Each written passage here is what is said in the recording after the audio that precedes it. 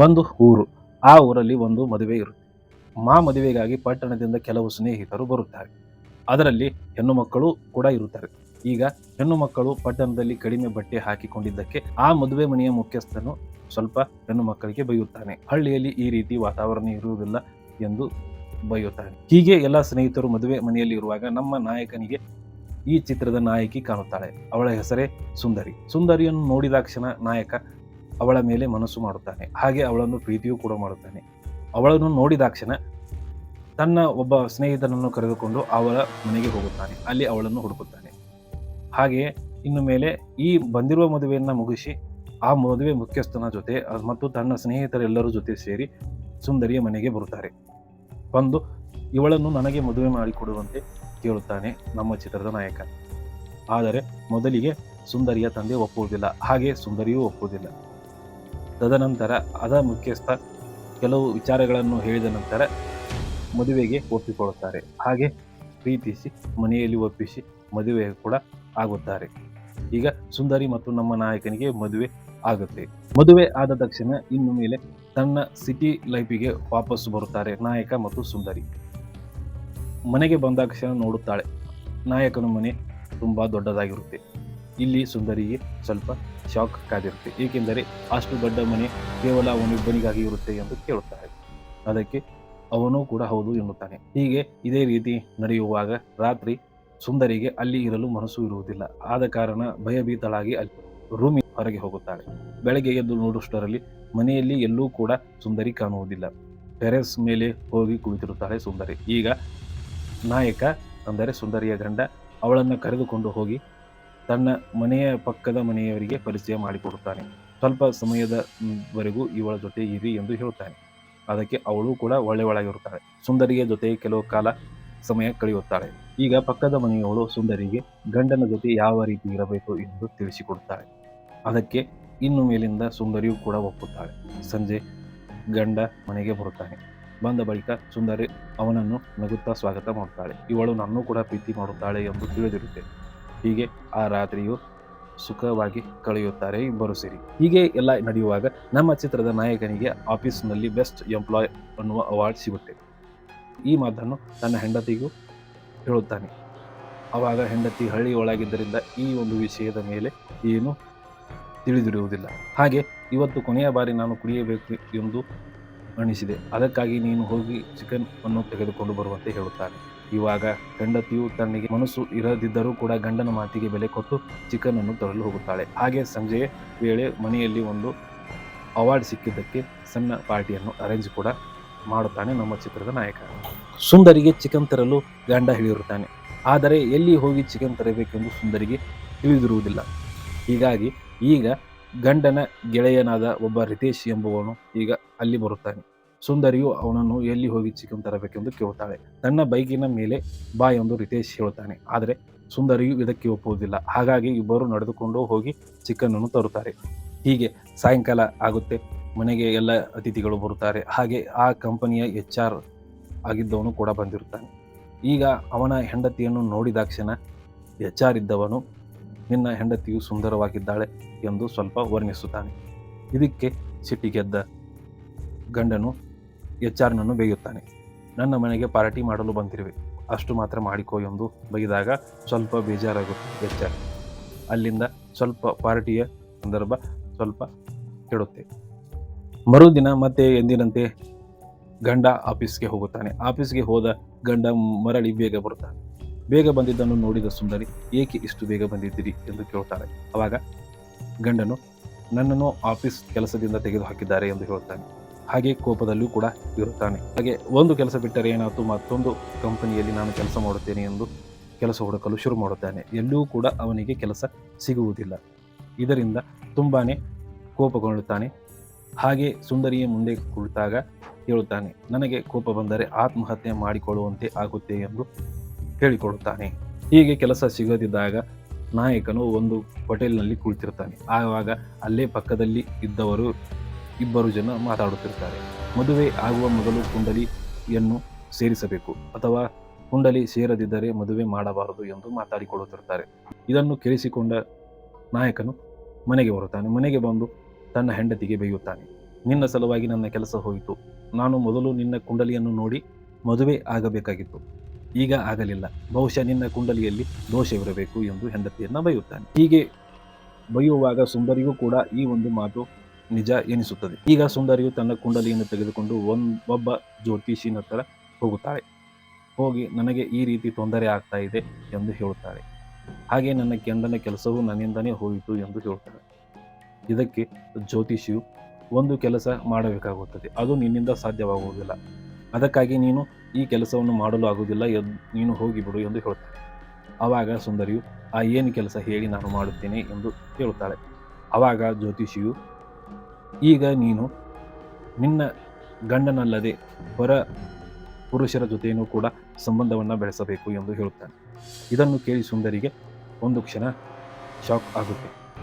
ಏಕೆಂದರೆ ಹಳ್ಳಿಯೊಳ ಆಗಿದ್ದರಿಂದ ಈ ರೀತಿಯಾದ ಮನೋಭಾವನೆಯನ್ನು ಎಂದಿಗೂ ಕೂಡ ಸುಂದರಿಯು ಬೆಳೆಸಿಕೊಂಡು ಬಂದಿರುವುದಿಲ್ಲ.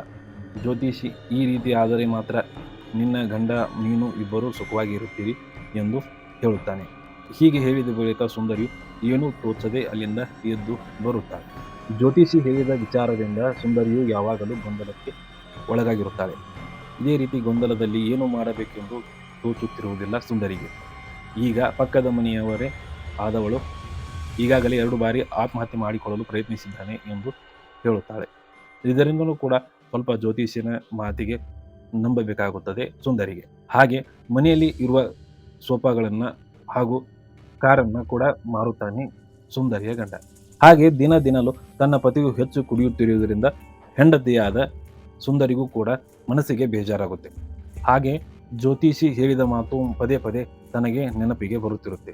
ಹೀಗಾಗಿ ತನಗೆ ಜ್ಯೋತಿಷಿ ಹೇಳಿದ ಮಾತು ನಂಬಬೇಕಾ ಅಥವಾ ಬೇಡವಾ ಅನ್ನೋ ಗೊಂದಲದಲ್ಲಿ ಇನ್ನೂ ಕೂಡ ಇರುತ್ತಾಳೆ ಸುಂದರಿ. ಈಗ ಸುಂದರಿಯನ್ನು ಹೊಗಳಿದ್ದ HR ಮತ್ತೆ ಮನೆಗೆ ಬಂದಿರುತ್ತಾನೆ. ಪತಿ ಮತ್ತು HR ಇಬ್ಬರೂ ಸೇರಿ ಕುಳಿತಿರುತ್ತಾರೆ. ಈಗ ಸ್ವಲ್ಪ ಕೆಲಸ ಇದೆ ಎಂದು ಹೇಳಿ ಪತಿ ಎದ್ದು ಹೋದಾಗ HR ಇದ್ದವನು ಕೈ ತೊಳೆದುಕೊಳ್ಳಲು ಅಡುಗೆ ಕೋಣೆಗೆ ಬರ್ತಾನೆ.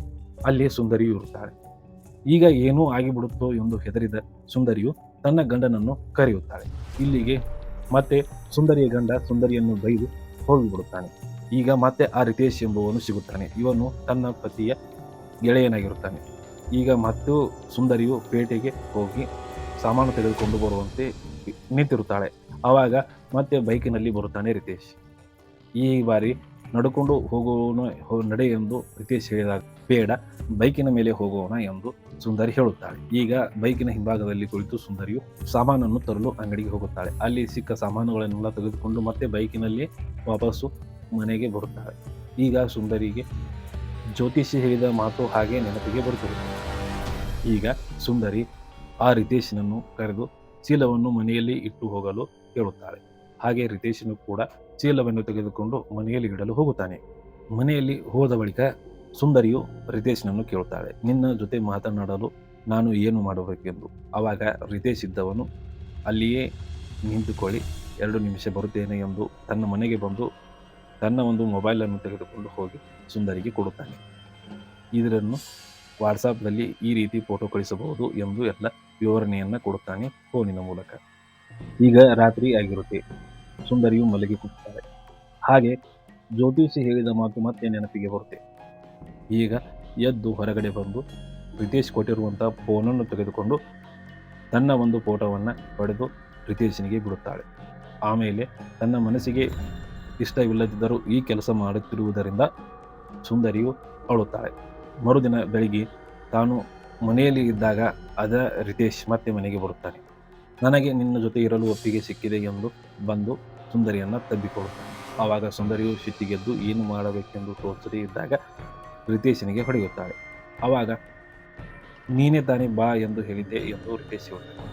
ಈಗ ಏನು ಹೇಳಬೇಕೆಂದು ತಿಳಿಯದೆ ಸುಂದರಿಯು ಇಲ್ಲಿ ಬೇಡ, ಬೇರೆ ಎಲ್ಲಾದರೂ ಹೋಗೋಣ ನಡೆ ಎಂದು ಹೇಳುತ್ತಾನೆ. ಆವಾಗ ರಿತೇಶನು ಕೂಡ ಇದಕ್ಕೆ ಒಪ್ಪಿಕೊಂಡು ಬೇರೆ ಕಡೆ ಹೋಗಲು ತಯಾರಾಗುತ್ತಾರೆ. ರಿತೇಶ್ ಮತ್ತು ಸುಂದರಿ ಇಬ್ಬರೂ ಸೇರಿ ಬೇರೆ ಕಡೆ ಹೋಗುತ್ತಾರೆ. ಅಲ್ಲಿ ಏನಾದರೂ ಮಾಡಬೇಕೆಂದು ಅಂದುಕೊಂಡಿರುತ್ತಾರೆ. ಈಗ ಅದೇ ರೀತಿಯಾಗಿ ಆ ಒಂದು ರೂಮಿನೊಳಗೆ ಹೋಗುತ್ತಾರೆ. ಅಲ್ಲಿ ರಿತೇಶನು ಸುಂದರಿಯನ್ನು ಕರೆಯುತ್ತಿರುತ್ತಾನೆ. ಆವಾಗ ಸುಂದರಿಗೆ ಈ ಒಂದು ಕೆಲಸ ಮಾಡಲು ಇಷ್ಟವಿಲ್ಲದಿದ್ದರೂ ಸಹಿತ ಜ್ಯೋತಿಷಿನ ಅಥವಾ ತನ್ನ ಸಂಸಾರದ ಸಲುವಾಗಿ ಜ್ಯೋತಿಷನ ಮಾತು ಕೇಳಿ ಈ ರೀತಿ ಮಾಡುತ್ತಿರುತ್ತಾಳೆ. ಹೀಗೆ ಇರುವಾಗ ಹೀಗೆ ಆದರೆ ಏನೂ ಆಗುವುದಿಲ್ಲ ಎಂದು ರಿತೇಶ್ ಇದ್ದವನು ತನ್ನ ಮೊಬೈಲ್ ತೆಗೆಯುತ್ತಾನೆ. ತೆಗೆದು ಈ ಒಂದು ವಿಡಿಯೋವನ್ನು ನೋಡಿ ಆವಾಗಲಾದರೂ ನೀವು ನನ್ನ ಜೊತೆಗೆ ಸರಿಯಾಗಿ ಇರುತ್ತೀರಿ ಎಂದು ಹೇಳುತ್ತಾನೆ. ಆವಾಗ ಒಂದು ವಿಡಿಯೋವನ್ನು ಪ್ಲೇ ಮಾಡುತ್ತಾನೆ ರಿತೇಶ್. ಈಗ ಆ ವಿಡಿಯೋವನ್ನು ಹಾಗೆ ನೋಡುತ್ತಾ ಇರುವಾಗಲೇ ಸುಂದರಿಗೆ ಒಂದು ಶಾಕ್ ಕಾದಿರುತ್ತೆ. ಏಕೆಂದರೆ ಆ ವಿಡಿಯೋದಲ್ಲಿ ಇರುವ ಸ್ವಾಮೀಜಿಯು ತನಗೆ ಕುಂಡಲಿಯಲ್ಲಿ ದೋಷವಿದೆ, ಆ ದೋಷವನ್ನು ಕಳೆಯಲು ಬೇರೆಯವರ ಜೊತೆ ಸಂಪರ್ಕವನ್ನು ಮಾಡಬೇಕೆಂದು ಹೇಳಿರುವ ಸ್ವಾಮೀಜಿನೇ ಆ ವಿಡಿಯೋದಲ್ಲಿ ಇರುತ್ತಾನೆ. ಈ ವಿಡಿಯೋ ನಿನಗೆ ಎಲ್ಲಿ ಸಿಕ್ಕಿತು ಎಂದು ಆ ರಿತೇಶ್ನನ್ನು ಕೇಳುತ್ತಾನೆ. ಇದೇ ರೀತಿ ಗ್ರೂಪ್ನಲ್ಲಿ ಈ ವಿಡಿಯೋ ಪ್ರತಿ ಬರುತ್ತಿರುತ್ತವೆ ಎಂದು ಹೇಳುತ್ತಾನೆ ರಿತೇಶ್. ಆವಾಗ ಜ್ಯೋತಿಷಿನು ಸುಳ್ಳು ಇರುವನು ಎಂದು ತಿಳಿದುಕೊಳ್ಳುತ್ತಾಳೆ ಸುಂದರಿ. ಅಲ್ಲಿಂದ ನೇರವಾಗಿ ಜ್ಯೋತಿಷ್ ಇದ್ದಲ್ಲಿಗೆ ಬರುತ್ತಾಳೆ ಸುಂದರಿ. ಈಗ ಕೈಯಲ್ಲಿ ಒಂದು ದನ್ನು ತೆಗೆದುಕೊಂಡು ಹೋಗಿ ಅವನನ್ನು ಹೊಡೆಯುತ್ತಾಳೆ. ಹೊಡೆದು ಅಲ್ಲಿಂದ ಮನೆಗೆ ಬಂದು ಬಿಡುತ್ತಾಳೆ ಸುಂದರಿ. ಹಾಗೆ ಬರುವಾಗ ತಾನು ಎಂಥ ತಪ್ಪು ಮಾಡುತ್ತಿದ್ದೆ ಎಂದು ಸುಂದರಿ ಮನಸ್ಸಿನಲ್ಲಿ ಕೊರಗುತ್ತಿರುತ್ತಾಳೆ. ಈಗ ಸುಂದರಿಯು ಮನೆಗೆ ಬರುತ್ತಾಳೆ. ಮನೆಯ ಒಳಗೆ ಹೋಗದ ಕೆಲ ಹೊತ್ತಿನಲ್ಲಿಯೇ ತನ್ನ ಪತಿ ಮೇಲಿನಿಂದ ಬಿದ್ದು ಆತ್ಮಹತ್ಯೆಯನ್ನು ಮಾಡಿಕೊಡುತ್ತಾನೆ. ಪೊಲೀಸರು ಬರುತ್ತಾರೆ, ಬಂದು ನೋಡುತ್ತಾರೆ. ಆವಾಗ ಪಕ್ಕದಲ್ಲಿ ಇದ್ದವರು ಎಲ್ಲರೂ ಸೇರಿ ಆತ್ಮಹತ್ಯೆ ಮಾಡಿಕೊಂಡಿದ್ದಾನೆ ಎಂದು ಹೇಳುತ್ತಾರೆ. ಏಕೆಂದರೆ ಅವನನ್ನು ಕೆಲಸದಿಂದ ತೆಗೆದಿದ್ದರೂ ಅದಕ್ಕೆ ಅವನೊಂದು ಆತ್ಮಹತ್ಯೆ ಮಾಡಿಕೊಂಡಿದ್ದಾನೆ ಎಂದು ಹೇಳುತ್ತಾರೆ. ಹಾಗೆ ಈಗ ಸುಂದರಿಯು ತನ್ನ ಹಳ್ಳಿಯ ಊರಿಗೆ, ಅಂದರೆ ತನ್ನ ತಂದೆ ತಾಯಿ ಹತ್ತಿರ ಮತ್ತೆ ವಾಪಸ್ಸು ಬಂದಿರುತ್ತಾಳೆ. ಈಗ ವಾಪಸ್ಸು ಬಂದ ಮೇಲೆ ಯಾಕೆ ಈ ರೀತಿ ಏನಾಯಿತು ಎಂದು ತಂದೆ ತಾಯಿ ಕೇಳುತ್ತಾರೆ. ಆವಾಗ ನಡೆದ ವಿಚಾರವನ್ನು ಹೆಂಡತಿಯು ಈಗ ತನ್ನ ತಂದೆ ತಾಯಿ ಮುಂದೆ ಹೇಳುತ್ತಾಳೆ. ಇಲ್ಲಿ ಒಂದು ಸ್ವಲ್ಪ ಸಣ್ಣ ಟ್ವಿಸ್ಟ್ ಕೂಡ ಇರುತ್ತೆ. ಆ ಒಬ್ಬ ಜ್ಯೋತಿಷನನ್ನು ಬಡಿಯಲು ಹೋಗಿರುತ್ತಾಳೆ. ಆವಾಗ ಅವರನ್ನು ಹೊಡೆಯುವಾಗ ಜ್ಯೋತಿಷಿ ಸ್ವತಃ ಹೇಳುತ್ತಾನೆ, ಈ ರೀತಿ ಹೇಳು ಎಂದು ನಿನ್ನ ಗಂಡನೇ ನನಗೆ ದುಡ್ಡು ಕೊಟ್ಟಿದ್ದು, ಅದಕ್ಕೆ ನಾನು ಹೇಳಿದ್ದೆ, ನೀನು ಹೋಗಿ ಹೊಡೆಯಬೇಕೆಂದರೆ ನಿನ್ನ ಗಂಡನನ್ನು ಹೊಡೆ ಎಂದು ಹೇಳುತ್ತಾನೆ. ಅದಕ್ಕೆ ಏಕೆ ಈ ರೀತಿ ಇವರು ಮಾಡಿದರು ಎಂದು ತೋಚದೆ ಮನೆಗೆ ಬಂದಿರುತ್ತಾಳೆ ಹೆಂಡತಿ, ಅಂದರೆ ಸುಂದರಿ. ಈಗ ಸುಂದರಿಯು ತನ್ನ ಗಂಡನ ಮುಂದೆ ಕುಳಿತುಕೊಳ್ಳುತ್ತಾಳೆ. ಗಂಡ ಇಲ್ಲಿ ಕುಡಿಯುತ್ತಾ ಕುಳಿತಿರುತ್ತಾನೆ.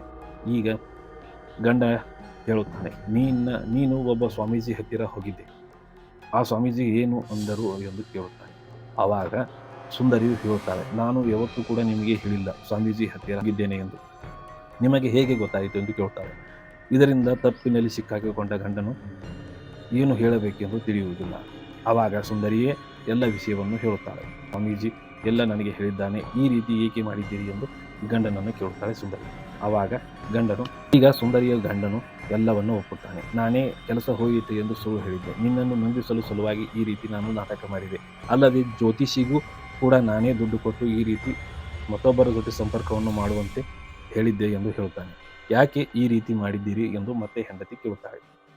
ಆವಾಗ ಗಂಡನು, ನನಗೆ ದುಡ್ಡು ಮುಖ್ಯ, ನಿನಗೆ ಅಂದವಿದೆ, ಅದಕ್ಕಾಗಿ ನಿನ್ನ ಜೊತೆ ಯಾರಾದರೂ ಇದ್ದರೆ ನನಗೆ ದುಡ್ಡು ಬರುತ್ತೆ, ಹಾಗೆ ನನಗೆ ದುಡ್ಡು ಮುಖ್ಯ, ನೀನು ಮುಖ್ಯ ಅಲ್ಲ ಎಂದು ಹೇಳುತ್ತಾನೆ. ಆವಾಗ ಹೆಂಡತಿ ಮತ್ತಷ್ಟು ಕೋಪಗೊಳ್ಳುತ್ತಾಳೆ ಗಂಡನ ಮೇಲೆ. ಯಾರಾದರೂ ತನ್ನ ಹೆಂಡತಿಯನ್ನು ಈ ರೀತಿ ಮಾಡಲು ಹೇಳುತ್ತಾರೆ ಎಂದು ಕೇಳುತ್ತಾನೆ.